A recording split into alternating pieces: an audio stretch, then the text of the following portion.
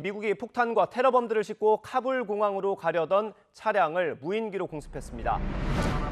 표적에 대한 정밀 타격과 전투에 인명 손실이 없는 드론은 테러와의 전쟁에서 사용되며 그 가치를 입증했다. 적은 비용으로 공격 효과를 극대화시키는 드론. 현대전에서 드론은 없어서는 안 될 필수 전력이 됐다. 또한 인공지능 기술까지 갖춘 위협적인 살상 무기로 그 영역을 확대 중이다. 드론은 언제 전쟁에 등장했으며 미래의 전쟁을 어떻게 변화시킬 수 있는지 알아본다.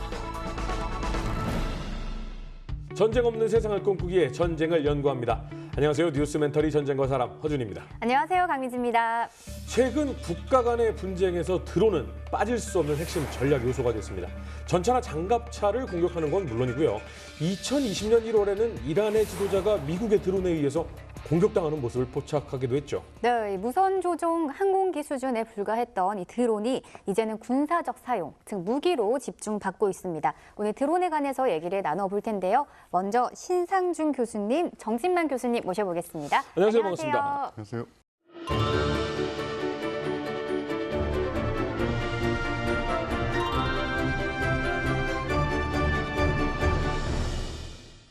신 교수님께서는 이 항공우주공학을 전공을 하셨습니다.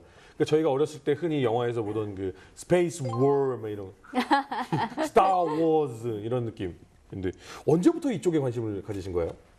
사실 그 초등학교 시절에 저는 용산 가족공원, 사실 이제 용산 미군 기지 근처에 살았습니다. 그래서 자연스럽게 그 헬리콥터가 날아가는 모습들을 많이 보게 됐고요. 그때부터 출발해서 지금도 사실은 회전식 항공기 연구를 하고 있습니다. 모든 게 다 있네요. 용산 미군 기지가 있죠. 전쟁 박물관 있죠. 용산 전자상가 있죠. 땅 들어맞네요. 드론이랑 그죠? 네.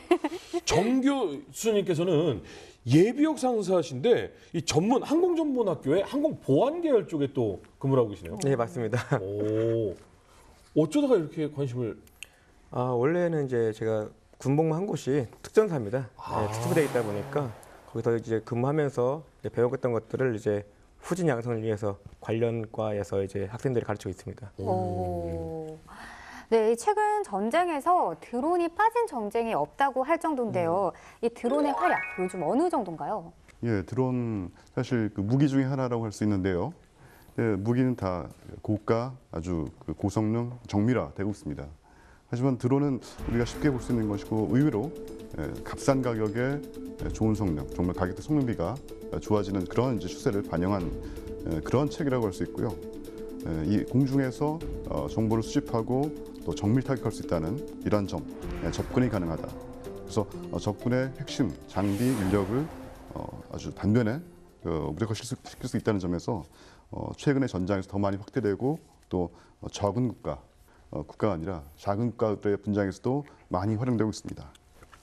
최근에 그 사용됐던 예를 잠깐 말씀을 드리면 아까도 이제 언급이 있었지만 그 2년 전에 그 이란 그 혁명 수비대 그 사령관 솔레이마니를 사살할 때 시리아에서 항공기로 이제 그 이라크 바그다드 국제공항에 도착하고 다시 속이기 위해서 휴대전화도 변경하고 차량도 변경해서 그렇게 해서 신원을 바꿨음에도 불구하고 미군이 협력을 해서 신원을 확인하고 그 도중에서 중간에서 그 대기하고 있던 리퍼라는 그 무인 항공기인데 공격용입니다. 네. 그래서 바로 타격을 해서 불과 2분 30초 만에 완료를 했던 그런 아주 그 성공적이고 드라마틱한 그런 사례가 되겠습니다. 솔레이마니 암살 작전에서 굉장히 특별한 무기가 장착됐다고 들었어요. 네, 맞습니다. 저 MQ-9에서 이제 발사된 미사일인데요. 기존의 헬파이어를 개조해가지고 네. 만든 미사일인데 기존의 헬파이어는 이제 그 폭발하면서 그 주변에 그 표적 말고도 다른 피해를 일으킵니다. 그러다 보니까 네. 그거를 막으려고 이제 블레이드, 그러니까 칼날이죠. 6개 칼날이 튀어나오는 게 미사일이에요. 그래가지고 일명 닌자 폭탄이라고 하는데 정확하게 그 타겟만 그 칼날이 날아와서 쪼개버리는, 실제 사진을 보면은 그 피해 폭격된 그 차량이 그 칼날이 박혀가지고 쪼개져 있어요. 그런 폭격기를 사용했습니다. 그 적발력이 있는 게 아니라 표창처럼 날아가서 치는 미사일인 거예요? 그래서 닌자 폭탄이죠. 그러니까 칼날 6개가 도끼랑 같은 게 나와가지고 그냥 쪼개버립니다. 그러면 터지는 소리도 없겠네요. 그냥 와서 팍 쓸어버리니까. 격파하듯이 그냥 쪼개는 거죠. 진짜 무섭다. 대신 주변의 피해는 최소화시키는. 그렇겠네요. 이 드론으로 카메라를 통해서 누구인지 정확하게 인식을 하고 목표물을 설정하는 거죠? 네, 보통 다 이제 그 카메라와 그런 그 영상 장비를 가지고서 이제 인식을 합니다만은 결과적으로는 그 원거리에 있는 조종사 그리고 조종사에게 지령을 내리는 사령관이 최종으로 목표물을 인식하고 이제 발사, 타격 명령을 내리도록 이렇게 돼 있습니다. 상당히 무서운데 저희가 그 유전사에서도 한번 다뤘었어요. 이 아제르바이잔, 아르메니아 여기에서도 사용됐어요? 아제르바이잔과 아르메니아 자체가 민족이 되게 다르다 보니까 서로 땅 싸움을 하게 되는데요. 아제르바이잔의 이제 무인기가 아르메니아의 지상군에게 격추된 사건이 있었습니다. 네. 그래가지고 그 경험을 토대로 아제르바이잔에서 이스라엘과 터키에서 이제 공격 드론, 이제 정찰 드론 그리고 자폭 드론까지 도입해가지고 아주 그 전쟁에서 활용을 많이 했었는데요.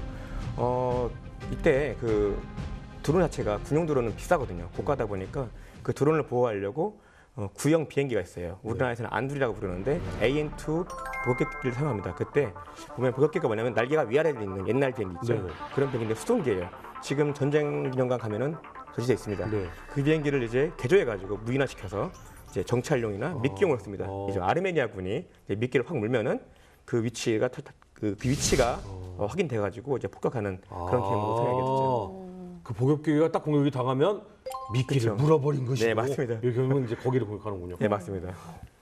언제부터 이 드론이 등장을 하고 이렇게 활약을 했나요? 사실은 좀 놀랍습니다. 그 이미 1800년대 이런 그 기념이 시작이 됐어요. 예? 1903년에 그 라이트 형제가 그 최초 동력 비행을 하기 이전부터 네. 이런 개념들은 사용이 되어 왔습니다. 라이트 형제 이전에요? 예. 비행기가 없을 때요. 네, 비행기가 사실 그 동력 비행하기 이전부터. 와. 예, 근데 물론 이제 그 드론의 좀 정확한 의미는 네네. 지상에서 원격 조종이 가능하고 그 인간이 조종하는 그러한 이제 그래서 군용 목적으로 수행하는 항공기이긴 하지만 폭넓은 의미로는 이미 그 시절부터 사용이 됐다고 합니다. 네네네. 본격적으로는 제1차 세계대전의 1917년에 미국 해군에서 이 스펠이라는 사람이 개발한 에어리얼 토피도 공중 폭격하는 어뢰라는 그런 의미인데요. 그런 아니면 또 이제 오토매틱 플레인이라는 자동 조종하는 항공기라는 이름으로 사용이 됐다고 합니다. 그래서 당시에는 그 미리 설정된 목표를 이제 가서 비행을 하고 동체에 직접 탑재되어 있는 그 폭탄이 자폭하는 그런 형태의 그런 드론이었다고 합니다. 그러니까 동체로 부딪혀버리는. 그렇습니다. 굉장히 오래전부터 이 개념은 잡혀 있었군요. 그러면 현대적인 의미의 드론이 자리 잡은 건 언제인가요? 현대적인 의미의 드론은 이제 제2차 세계대전 때인데요. 드론은 1차 대전까지는 이제 한번 쓰고 버리는 그런 거였는데 2차 대전 때부터는 한번 쓰고 회수하는 개념입니다. 그래서 이제 영국의 DH-82B 같은 이제 일명 퀸비라고 부르는데요. 그리고 또 미국의 QQ 타겟이 있습니다. 그 중에서 영국의 그 DH-82B 같은 경우는 제식명보다는 퀸비라는 이름을 불리면서 현대 드론의 어원이 됐다는 설이 유력합니다. 그리고 또 하나 재밌는 게 뭐가 있냐면 여러분들이 잘 알고 계시는 마릴린 먼로 있죠. 네네. 마릴린 먼로가 미국의 QQ 타겟 공장에서 조립공을 일했어요. 영화배우 데뷔하기 전에. 우와. 네. 마릴린 먼로. 약간 의미가 영국도 그렇고 미국도 그렇고 있는 게 퀸비 여왕벌이잖아. 그리고 마릴린 먼로의 QQ. 오, 약간 드론은 이때부터 약간 그 섹시한 이미지를 갖게 된 것 같다는. 날렵하잖아요, 드론이. 얘네들은. 아니 그럼 드론이 처음으로 활약을 한 전쟁은 언제쯤으로 볼 수 있어요? 네, 조금 전에 언급해드렸지만 결국 제1차 세계대전에서 미국 해군이 사용한 그 스페리라는 사람이 개발한 그 에리얼 토피도 공중 폭격 어뢰 그리고 이제 비슷한 개념의 캐터링 버그 벌레라는 뜻인데요. 이러한 공격용 드론이 이제 처음 사용됐고 실제로도 사상자를 냈습니다. 그래서 이제 군사 전문가들이 이것들의 가치가 어느 정도 있고 개발할 어떤 그런 방향으로 나가야 되겠다라는 이제 그 결론을 냈고요. 그래서 물론 이제 자폭용이긴 했지만 이러한 이제 가치들이 꾸준히 이어져서 오늘날까지 사실은 이어져 오는 것입니다. 근데 사람이 이렇게 타고 떠서 공격하던 시대에서 이제 드론으로 바뀌기 시작했는데 그때까지는 아무리 현대화된 개념이 도입이 됐다고 하더라도 이 내비게이션이나 위성 신호를 받던 시대는 아니지 않나요? 그렇죠. 1차 전지까지는 이제 그냥 크루즈 미사일 개념이었는데 네. 2차 전지 때부터는 이걸 좀 더 업그레이드 시켜가지고 이제 미 해군 폭격기가 있어요. 근데 그 당시만 하더라도 미 공군이 없고 미 공군은 1947년에 창설됐기 때문에 그 당시에는 육군 항공대나 해군 항공대였는데 해군에서 보유하고 있던 폭격기를 개조해요. 개조해서 사람이 타고 가다가 뛰어내립니다. 낙하산으로. 예? 뛰어내리면 탈출하게 되면은 그 다음부터는 TV 모니터를 보면서 조종을 하게 되는데 또 마찬가지로 자폭이에요. 자폭인데 문제는 뭐냐면 이제 비행 중에 뛰어내리는 게 쉽지 않거든요. 그렇죠. 지금 특수부대가 뛰어낼 때도 이제 수송기에서 문 열고 뛰어내리는데 네. 당시 폭격기는 이런 수송기가 아니잖아요. 캐노피 열고 내려야 되죠. 캐노피도 어떤 건 캐노피도 있는데 어떤 거는 또 밑으로 그 랜딩기어 밑으로 해서 뛰어내리는 것도 있고 다양한 그 방법이 있습니다. 근데 일단 위험하기 때문에 네. 그런 것도 있었고 명령도 좋지가 않아요. 그렇기 때문에 이게 기술적인 문제로 실전의 배치는 좀 안 됐고 개발 중단된 사례가 있습니다. 아니 그 사람이 가다가 뛰어내리면 맞아. 적 기지 근처에서 그러면 탈출해야 되는데 그 문제도 있고. 네, 맞습니다. 그리고 본격적으로 그 드론이 이제 전쟁에 사용된 것은 이제 베트남 전쟁이죠. 베트남 전쟁 같은 경우에는 지형 자체가 밀림이고 산이다 보니까 네. 정찰기의 수요가 많아요. 그래가지고 당시 미 공군에서 이제 스텔스기 프로그램을 시작했는데 그때 개발된 무인 정찰기가 있습니다. 그거를 베이스로 만들어서 이제 파이어비라고 하는 이제 무인 정찰기를 만들게 되는데 이때는 어떻게 되냐면 파이어비가 일반 요즘 같은 개념이 아니고 그 로켓 추진으로 이제 발사됩니다. 그러다 보니까 수송기나 전투기에서 발사를 해요. 그러면 연료가 떨어지면은 추락하잖아요. 네. 추락할 때 낙하산을 펴가지고 이제 회수하는 방식이거든요. 근데 베트남 보시면 알겠지만 전장 자체가 다 밀림입니다. 그렇죠. 산이고 그러니까 회수가 힘든 거죠. 그렇죠. 배트공 나오고 그러니까 그래서 결국에는 나중에는 부장치를 해가지고 바다나 이제 강 같은데 떠들어가지고 회수하는 개념이 바뀌었고요. 그 이후에는 또 이제 지상 발사까지 생겨서 이용되다가 최신형 같은 경우에는 9.1 테러 이후에 아프가니스탄까지 사용됐다고 합니다. 꽤 오랫동안 사용이 됐었군요. 그렇죠. 예. 아니 근데 드론 하면은 원래는 그럼 정찰용으로 주로 쓰이던 것이 드론의 역할이었잖아요. 네네네. 그럼 이것에 이제 미사일 뭐 이런 것들이 장착이 되면서 공격용으로 바뀌기 시작했잖아요. 네, 맞습니다. 이건 언제부터예요? 예전에 거의 제1차 걸프전하고 코소보 사태를 거치면서 그 전까지는 이제 그 RQ-1 프레데터를 쓰다 보니까 지금 안 때리면은 사라지는 표적이 있는 거 생긴 거죠. 예를 들면 정찰 때 보면 바로 때려야 되는. 예, 뭐 차량이라든가 아니면 뭐 저격수, 뭐 바깥 진지, 뭐 이동한 진지들이 있는데 그 당시만 하더라도 이제 제공권을 장악했지만 지상에 발사되는 대공 무기까지는 좀 그렇거든요. 네. 그 당시에 뭐 스텔스가 많은 것도 아니고 그러다 보니까 시간도 필요하고 촉박하니까 그래서 이제 그걸 거치면서 기존의 RQ-1에다가 그 미사일을 장착합니다. 대전차 미사일을 헬파이어를 장착해가지고 RQ에서 MQ-1으로 바뀝니다. 그래서 멀티플 다목적으로 바뀌면서 그때 형성이 됐고 이 MQ-1 프레데터가 테러 전쟁에서 이제 아프가니스탄부터 이라크 다양하게 활동하게 되고 특히 이제 알카에다 있죠. 네. 알카에다 지도부 제거하는데 큰 공을 세웁니다. 밤낮으로 떠 있잖아요. 떠 있는데 또 기존 유인기보다 조용하고 조용하죠. 높은 곳에서 그냥 보고 있다가 네. 나오면 때리는 거죠. 밤낮으로. 그러니까 이제 알카에다 입장에서는 정말 무서운 거죠. 네. 그리고 이제 그 MQ-9 같은 경우에는 예전에 미사일뿐만 아니라 폭탄, JDAM이나 이제 그 구형 폭탄까지 장착해서 미사일 발사가 아니라 이제 폭격까지 가능한 그런까지 발전했습니다. 카불 공항 테러의 배후로 지목된 이슬람 국가 IS에 대한 미군의 보복 공습으로 조직원 2명이 숨진 것으로 최종 확인됐습니다. We are going to complete this mission by the end of the month. We've said that.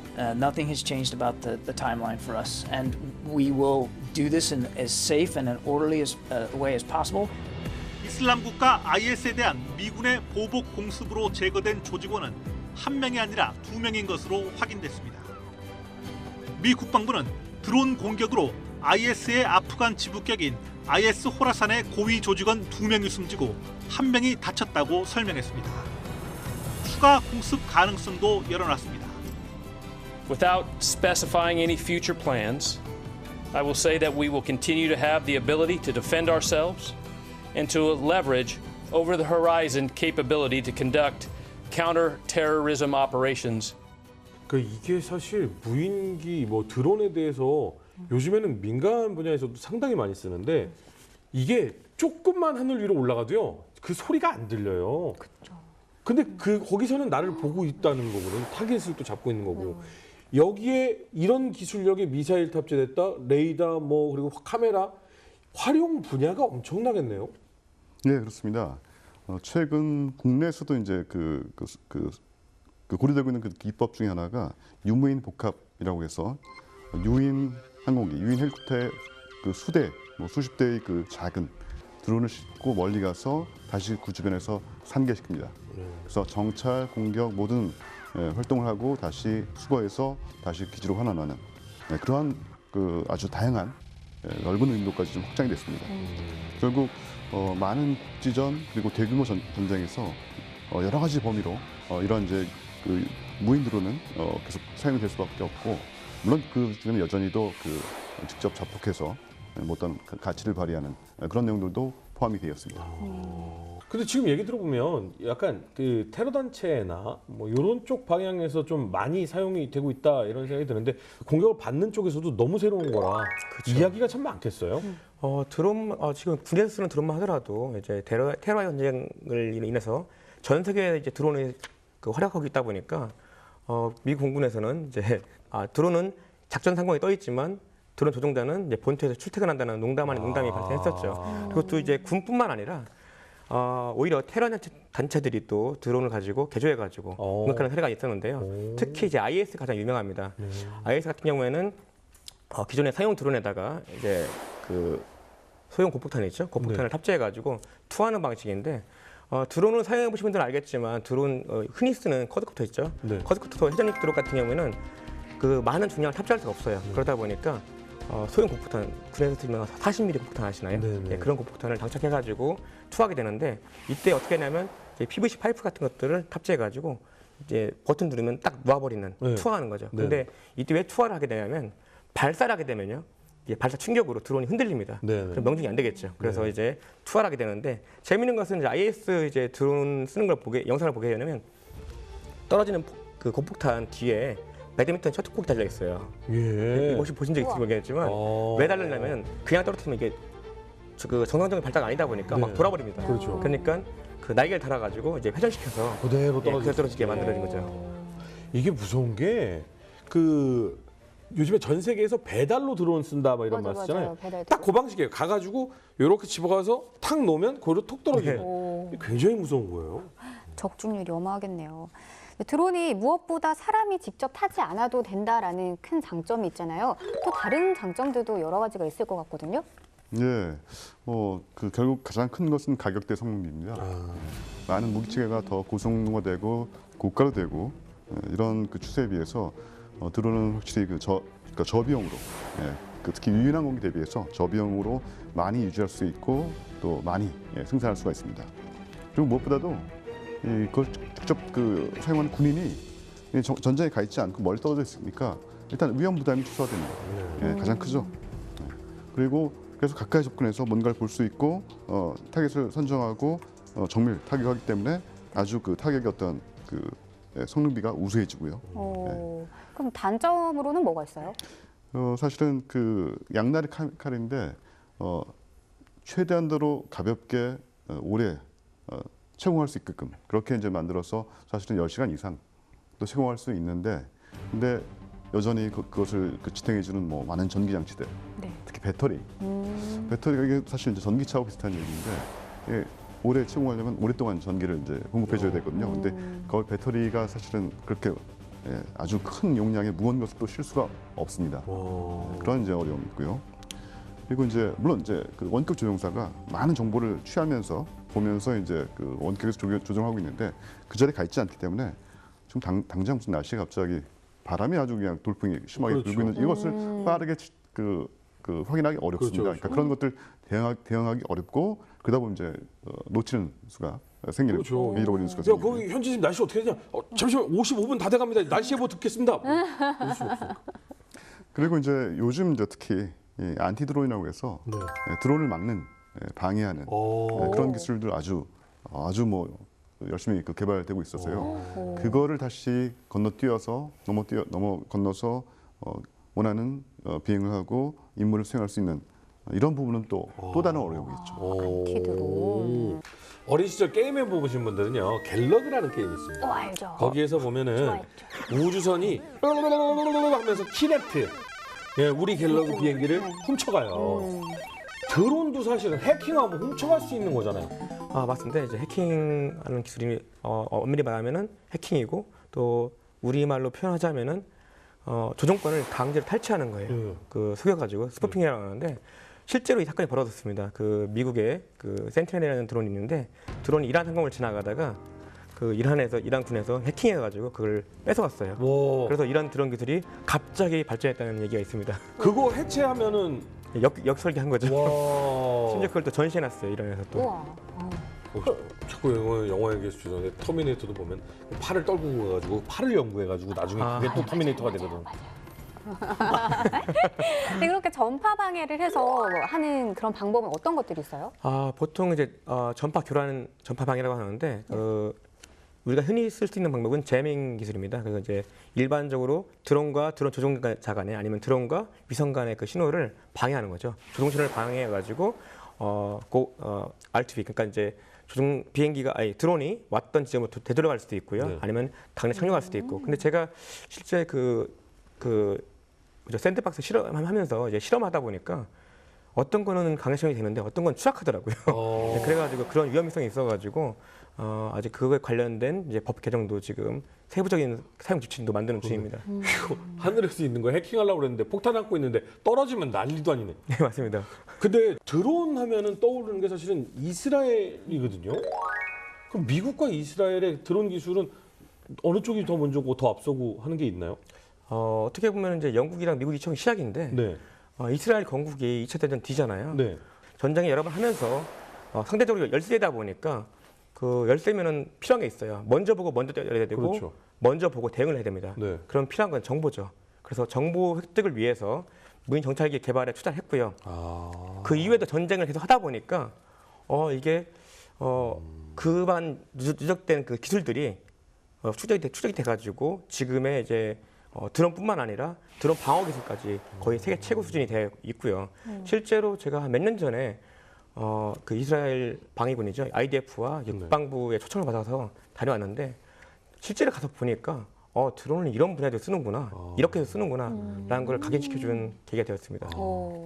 한마디로 그 간절함 그리고 필요가 기술을 이끌었군요. 네, 맞습니다. 또 이게 드론을 보면은 초창기 드론은 대부분 이제 미국의 지원을 받은 게 있어요. 그래서 똑같은 이제 파이어비 계열도 이스라엘이 들어왔었고 이제 나중에 또 개조해가지고 많이 쓰고 합니다. 하여튼 개조는 이스라엘이 하여튼 네, 맞습니다. 굉장히잖아요. 네.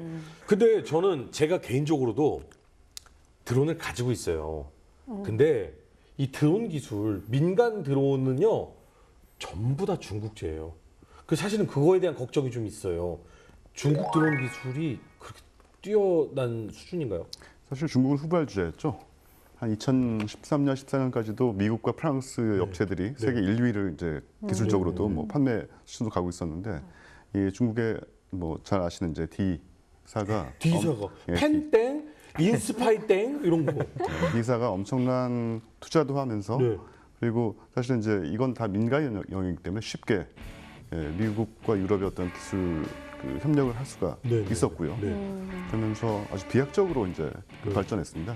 그러면서 이제 그 주요한 핵심 기술들, 뭐 전기 모터와 배터리, 카메라, 각종 전자장비들을 그 자사가 다 이제 개발할 수 있는 그런 능력을 가지게 됐으니까 뭐 전 세계를 이제 호령할 수 있는 그런 위치에 올라섰죠. 자연스럽게. 뭐 불과 한 2, 3년 사이 그렇게 됐습니다.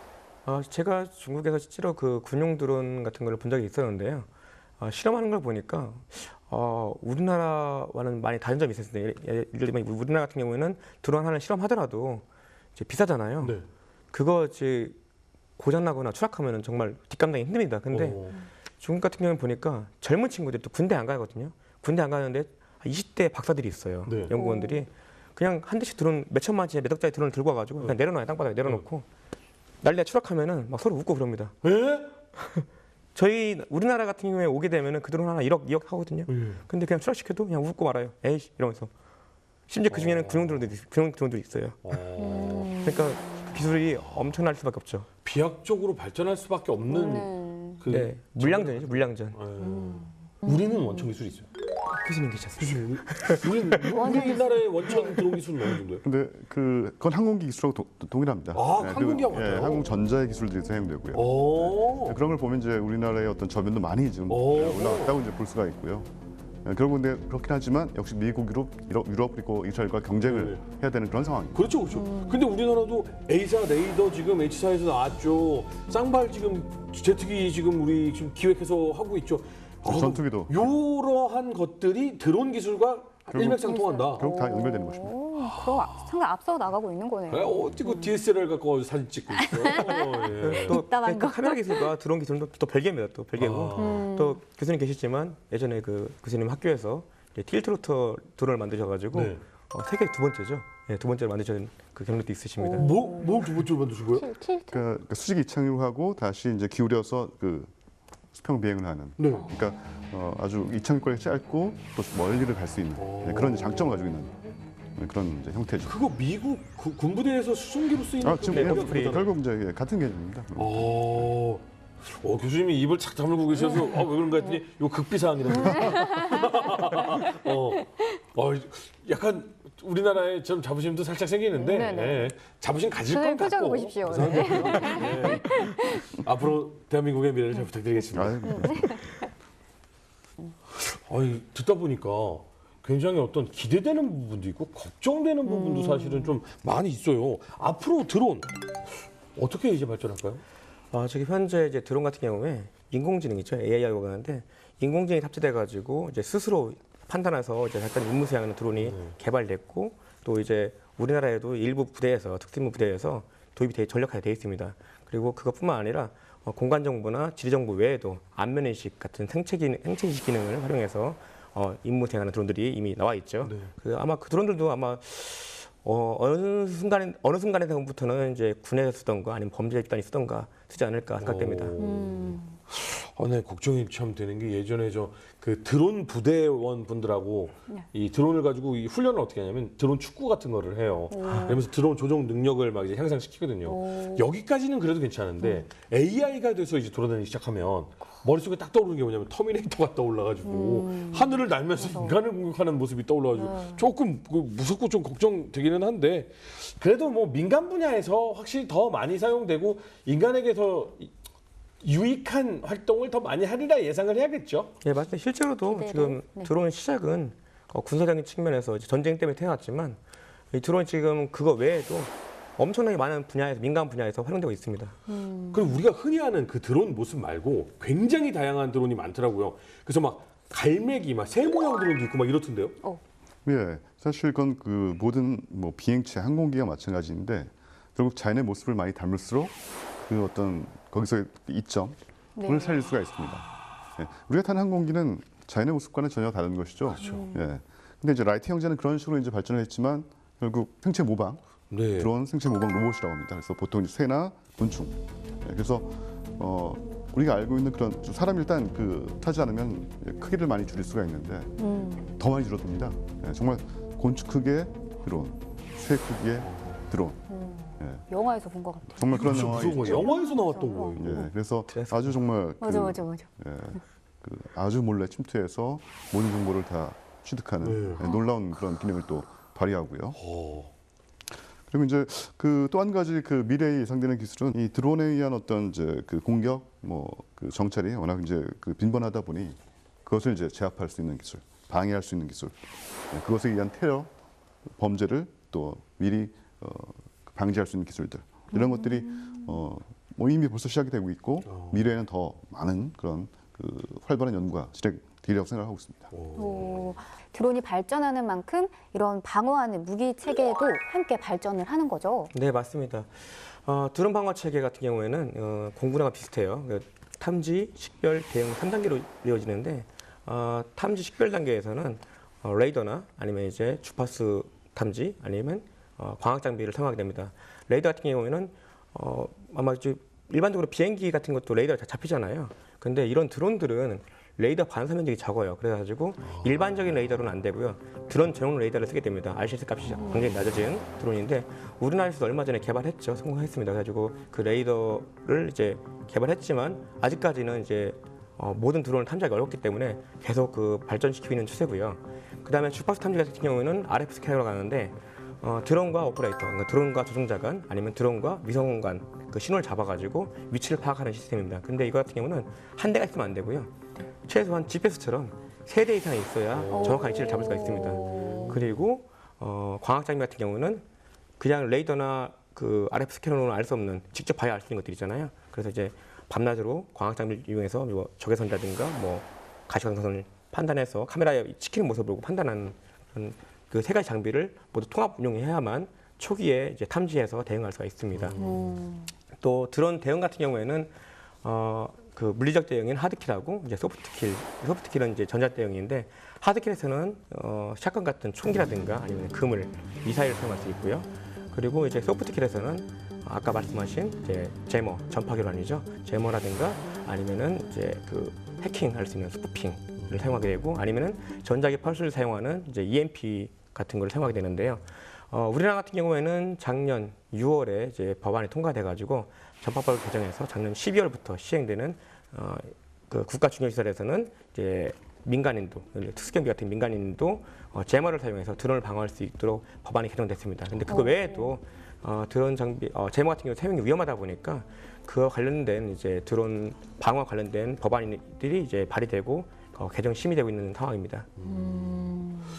그러니까 뭐 지금 오늘 얘기 나온 여러 가지 뭐 이렇게 뭐 아르메니아, 아제르바이잔이라든지 아니면 해킹이라든지 이런 것들 저희 다 이 뉴스멘터리 전쟁과 사람 앞쪽 그 보시면은 다 보실 수가 있으니까 맞습니다. 이런 걸로도 정보를 얻으시면 굉장히 시야가 넓어질 것 같다라는 생각이 드는데 드론에게는 양심이 없지 않습니까? 이거 사람을 공격한다든가 이런 또 윤리적인 부분에 있어서 사실은 걱정이 좀 많이 돼요.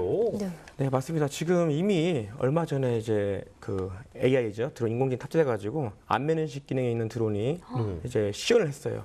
그래서 미리 입력된 안면 그 정보를 가지고 생체 정보를 가지고 드론이 알아서 날아갑니다. 영화 보면 영화 똑같은 비슷한 장면 있잖아요. 네. 쫓아가가지고 그냥 그 사람을 사살해버리는 암살하는 것까지 나와 있거든요.